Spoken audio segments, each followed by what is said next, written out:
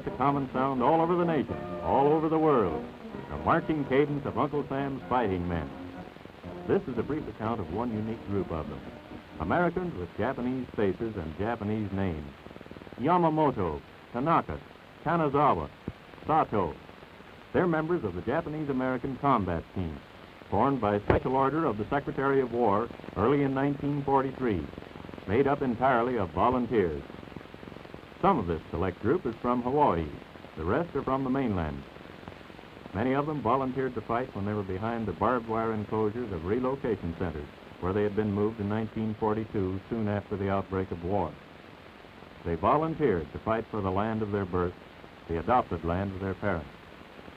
The Hawaiian boys gave the combat team a motto, "Go for broke."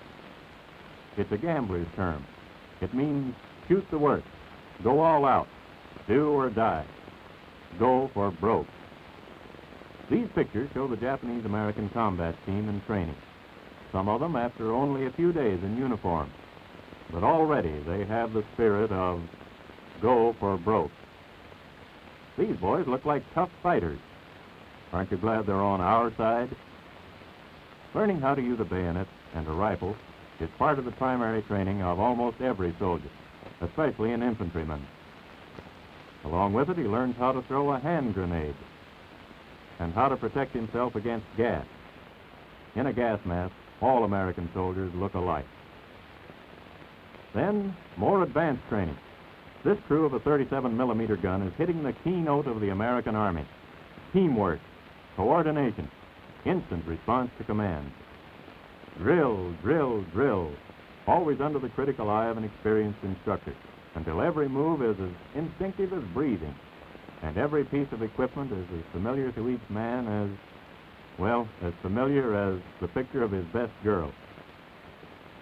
These men are getting acquainted with a machine gun, about the first gun they've actually fired. They start on an older model, but it uses real bullets and makes plenty of noise. One crew takes the gun while the rest of the company watches, then change positions. Every man knows every job in the crew. Gunner, number 2 man, and the observer back there by the stump.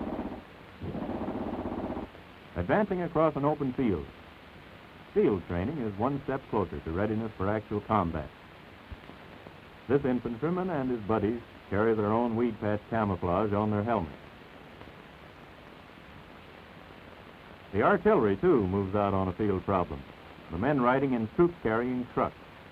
The caissons don't go rolling along anymore, for the ammunition rides in the trucks with the men. Those howitzers behind the trucks are full of destruction, and these NISEI, as this group of Americans is called, are learning how to use them. The engineers are learning about camouflage, and they resort to piggyback to drape the camouflage net. The anti-aircraft guns are camouflaged, too. This is only in practice, but one of these times, these American soldiers may be bringing their gun to bear on an enemy plane. Digging an emplacement for a 37-millimeter field gun and doing it in a hurry. And still more camouflage, so the gun will be concealed. And then the gun goes into position, ready for use. Every man knows his job and all the other positions in the gun crew. And he's learned it by putting out just a little more than he had to. And the machine gunners have graduated to a big 50 caliber machine gun. Powerful, hard-hitting, yet easily moved by its crew and thrown into action in a hurry. The engineers start out for a field problem. In this case, a river crossing. That's why they use the amphibious jeeps, which travel in water as well as on the land, and the ordinary jeeps, which can do almost anything but swim. There's a tradition of the Army engineers that they are the first to arrive and the last to leave any scene of battle, and the combat team has its own unit of engineers. And there's one of the amphibious jeeps in the water. The men are on a reconnaissance mission to study the river, the speed of the current, the depth of the water, and to locate a spot on the opposite side where an anchor can be established. The reconnaissance crew returns now with its data gathered in a hurry thanks to the equipment they had available to use. They make their reports. The crews are already organized. The orders are given. And now watch these boys go into action. There's no time wasted and no lost motion. Stakes and ropes were set for the anchor on the near shore. but it's taken some training for them to know just which stakes and which ropes go together, and where, and why. A rubber boat carries a detail across the river to establish an anchor for the bridge on the opposite shore. Even for a simple bridge, it takes some good engineering and some husky manpower. The pieces for the pontoon units were brought by truck, and a detail unloads them in position where another detail can assemble them quickly. That takes planning, organization, training. As each piece is assembled, it goes into the water, and section by section, the bridge grows across the river, one and another and then another. The men work only in the shallows near the shore, and the bridge floats over the deeper channels. The sections lash firmly to make a sturdy crossing. In only a few minutes, it reaches the opposite shore. And when it's done, the fighting engineers take up their rifles and cross to hold the bridge head. Oh, the double quick is too slow for these boys. They move at a dead run, up the hill, deploying through the woodlands.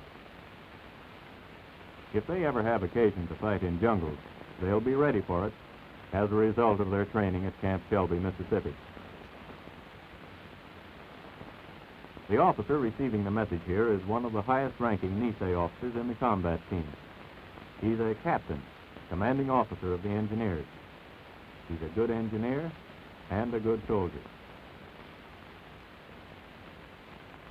Just in case the enemy could counterattack, it's the engineer's job to help stop them.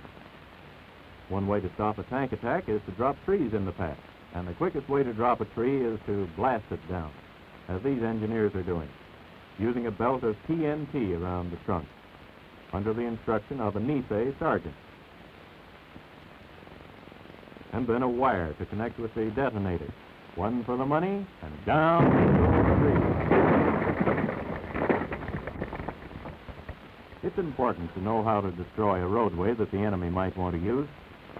And the engineers set a charge of dynamite, a big charge. Then they withdraw some distance and group around the instructor. Watch the man at the instructor's feet. He sets off the charge. Ready? And there it goes. Another means of slowing down the enemy. And now, down in the crater for a close view of what the explosion did, and that's the way it happened. While some of their mates provide machine gun protection, the engineers use old-fashioned shovels and modern pneumatic equipment to dig a trench. And then the obstacle course, over the poles, and down into the big ditch and up on the opposite side. If anything gets in the way, jump over it, or go under it, but don't slacken speed, through a log tunnel. Ouch! That's a fiber helmet, not a steel one, but he'll keep his head down after this, because that log might just as well have been a bullet. Up and over in one jump, and woe unto the man who lands in the middle.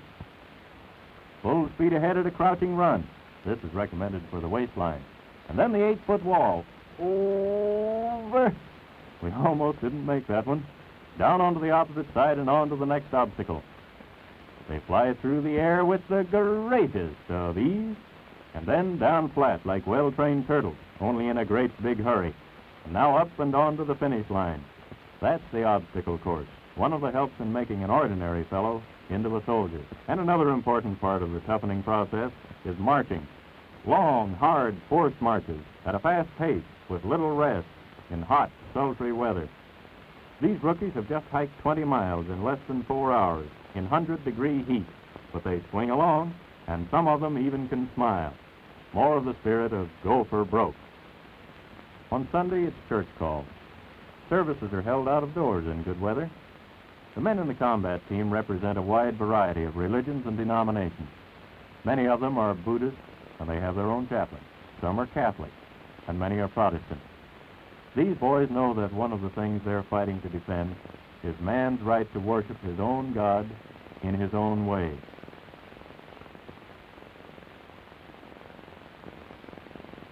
It's the end of the day at Camp Shelby, and the combat team forms for retreat, with the colors presented to the honor company. The commanding officer and his staff review the entire unit. The Yamamotos, the Tanakas, the Kanazawas, the Satos, numbering into the thousands. The boys with Japanese names, Japanese faces, but with minds, hearts, and spirits that are enthusiastically, earnestly American. They're trained to make their contributions to victory for democracy and all that democracy means. Tolerance, freedom, and equal opportunity regardless of race or ancestry. To be amply ready to achieve this victory, in their training and in any combat action which they may see later, they'll spare nothing. They live their motto, go for broke.